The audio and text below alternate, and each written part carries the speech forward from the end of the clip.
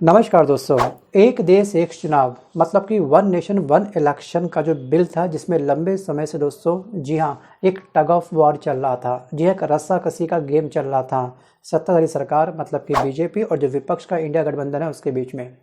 So guys finally ये जो bill था, इस बिल को कल कैबिनेट से मंजूरी मिल चुकी है और पूरी पूरी संभावना इस बार ये बन चुकी है कि जो बिल है, जी हाँ जो वन नेशन वन इलेक्शन वाला जो बिल दोस्तों कैबिनेट से पास हो चुका है, इस बिल को इसी वर्ष, जी हाँ जो शीतकालीन सत्र चल रहे हैं, इस सत्र के अंदर इस बिल को बहुत ही जल्द अब रखा जाएगा। जी हाँ पूरी पूरी संभावना ये है कि इसको इसी बार साकार रूप देने का हमारी जो केंद्र सरकार है वो प्रयास कर रही है।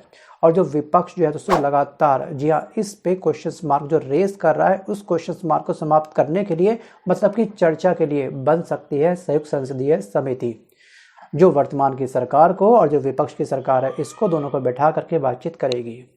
सो गाइस सबसे पहले हमको समझना होगा कि कल बीते दिन क्या क्या हुआ। जी हाँ इस विधेयक को लेकर के एक्चुअली लोकसभा और सभी विधानसभाओं के चुनाव एक साथ कराने की दिशा में कदम बढ़ाते हुए जी हाँ केंद्रीय मंत्रिमंडल ने गुरुवार को 2 विधेयकों को मंजूरी दी है।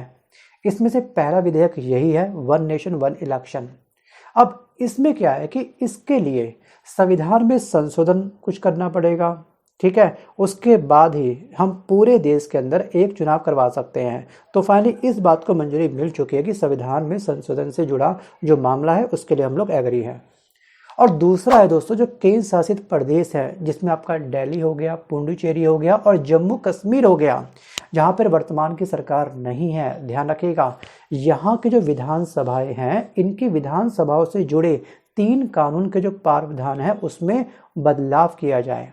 ये जो विधेयक था ये विधेयक भी कल पास हो चुका है और इसके जरिए ध्यान रखिएगा इन तीनों विधानसभाओं के कार्यकाल को लोकसभा और बाकी विधानसभाओं के कार्यकाल के मुताबिक बदला जाएगा। हम जानते हैं कि हमारे भारत के अंदर दोस्तों बहुत सारे राज्य हैं। कितने राज्य हैं कमेंट करके आप मुझे पक्का बताना, बहुत ही लड्डू क्वेश्चन है। जी हाँ 28 राज्य हैं और 8 हमारे पास केंद्र शासित प्रदेश हैं, राइट। और दोस्तों यहाँ पर ध्यान रखिएगा इन 28 राज्यों में फिर केंद्र शासित प्रदेशों का विधानसभा का जो कार्यकाल है, किसी के 3 साल पड़े हुए हैं अभी और किसी का 4 साल पड़े होंगे कभी और, तो उन सबको एक डेट पर लाना कैसे पॉसिबल है, ये सबसे बड़ा चैलेंज है वर्तमान की केंद्र सरकार के लिए। अब यहाँ पर सूत्रों ने यह बताया है कि पीएम नरेंद्र मोदी की अध्यक्षता में हुई बैठक में दोनों विधेयकों को मंजूरी दे दी गई है कल वीरवार को और मौजूदा शीतकालीन सत्र में ही इन्हें संसद में पेश किया जा सकता है और इसके बाद संयुक्त संसदीय समिति के पास भेजे जाने की तैयारी चल रही है और इस समिति के जरिए राज्यों के विधानसभा अध्यक्षों से भी सलाह मशवरा किया जाएगा। जी हाँ और इस मसले पर विपक्ष से काफ़ी लंबे समय से रस्साकसी चल रही है और सो रस्साकसी और अधिक तगड़ी क्या होगी, इसमें कसाव अभी और अधिक आने की संभावना पूरी बनी हुई है। बट दोस्तों काफ़ी सच कहूँ तो इससे भी बड़े मुद्दे हमारे भारत देश के पास बने हुए हैं, जैसे किसानों का प्रोटेस्ट चल रहा है बहुत लंबे समय से, फरवरी मंथ से लगातार दोस्तों वो अब तक धरने पर बैठे हुए हैं। आखिरकार वो भी बहुत एक महत्वपूर्ण मुद्दा है।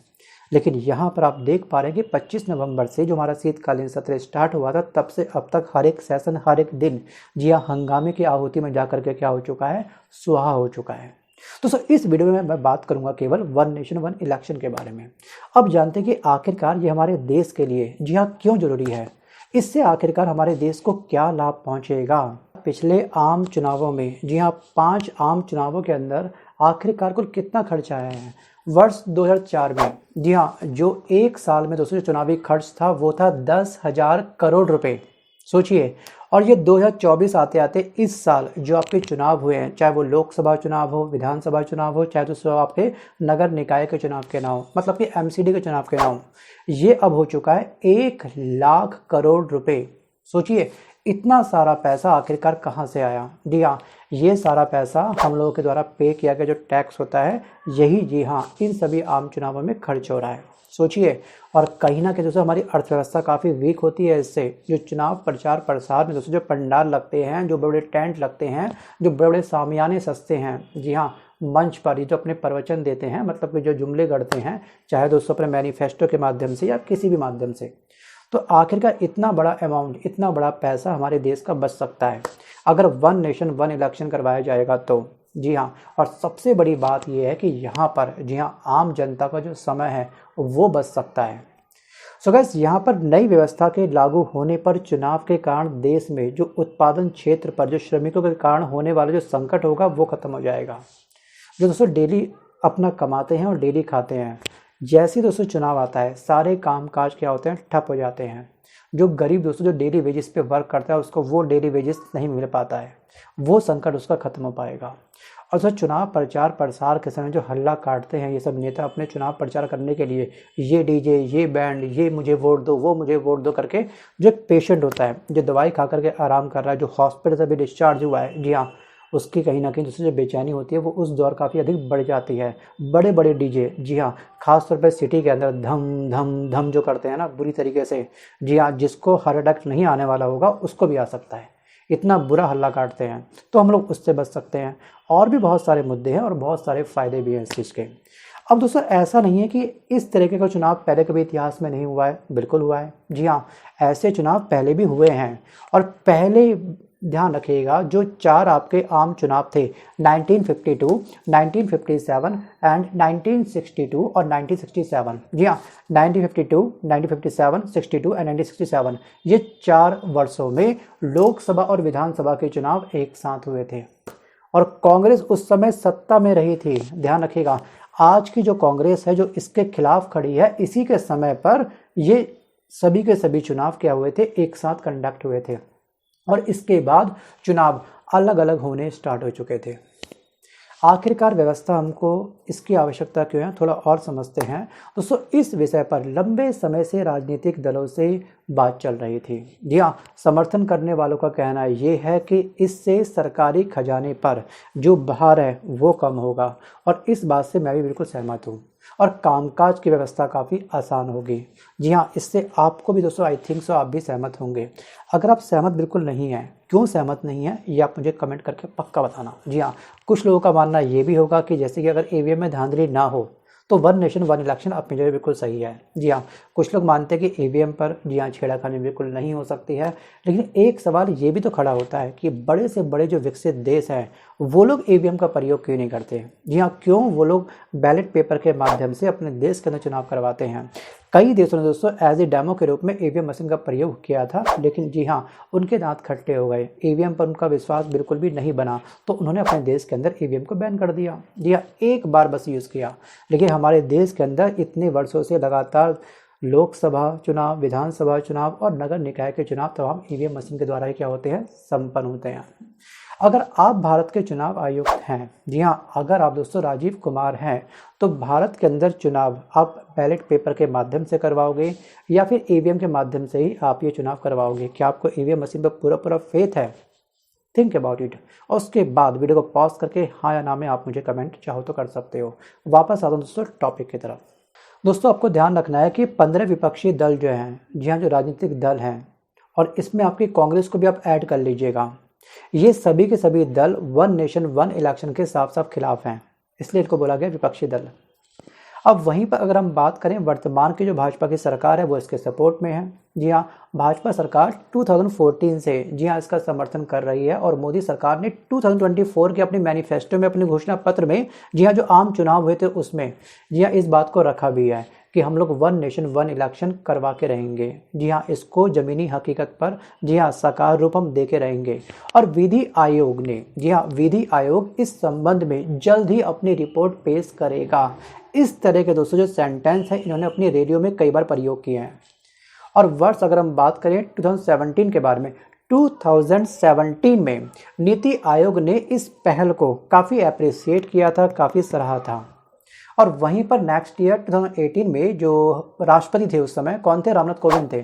तो रामनाथ कोविंद जी ने सदन में संयुक्त सत्र बुला करके संबोधित करते हुए इसे सही बताया था।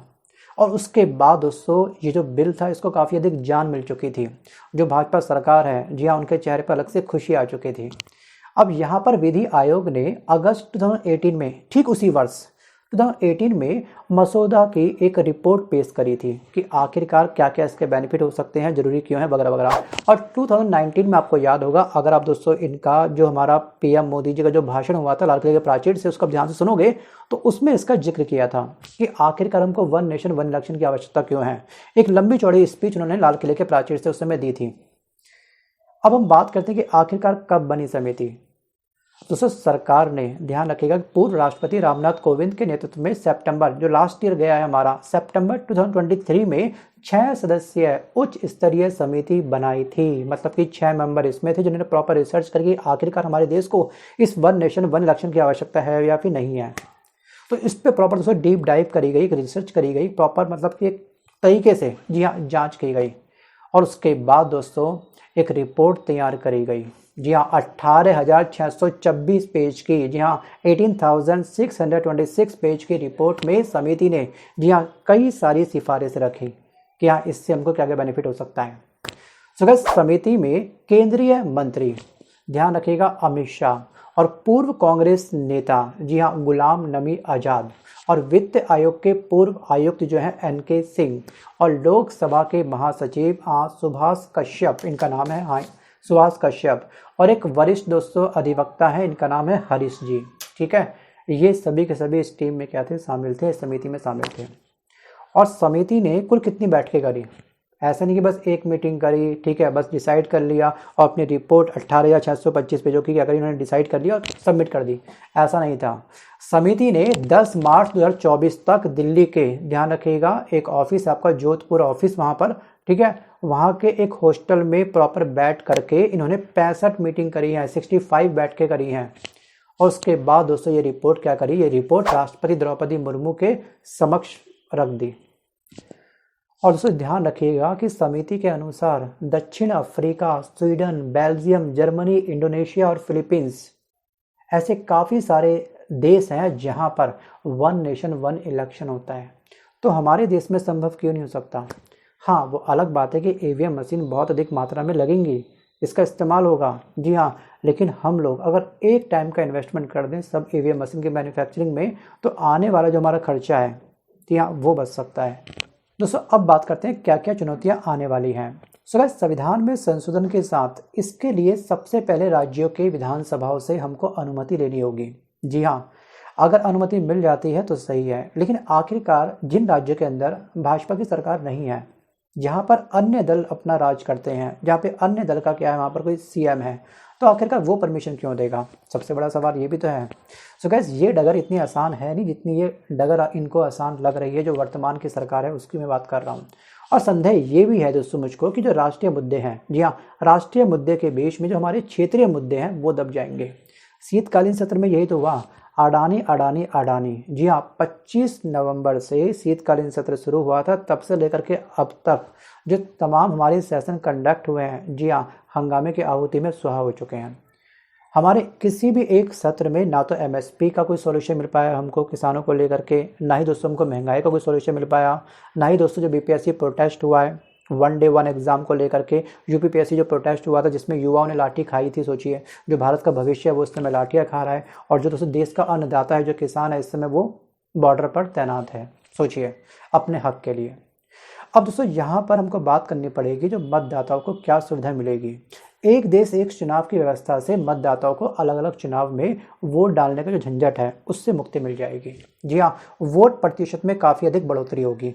काफ़ी लोग तो वोट इसलिए देने नहीं जाते यार कि हर बार का ड्रामा है यार, कितनी बार वोट देंगे हम लोग, छोड़ यार, कभी एमसीडी के वोट डालो, कभी विधानसभा के डालो, कभी लोकसभा के डालो, हम तो वोट डालने नहीं जाते। कुछ लोग ऐसे भी होते हैं।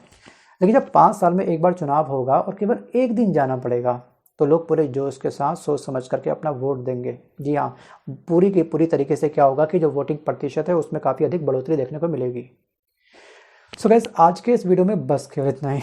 अब आपको क्या लगता है? जी हाँ, अपना विचार आप मुझे कमेंट जरूर करिएगा। मिलता हूँ जल्द एक नए वीडियो के साथ, तब तक के लिए धन्यवाद। क्या सच में देश के अंदर वन नेशन वन इलेक्शन होना चाहिए? Think about it.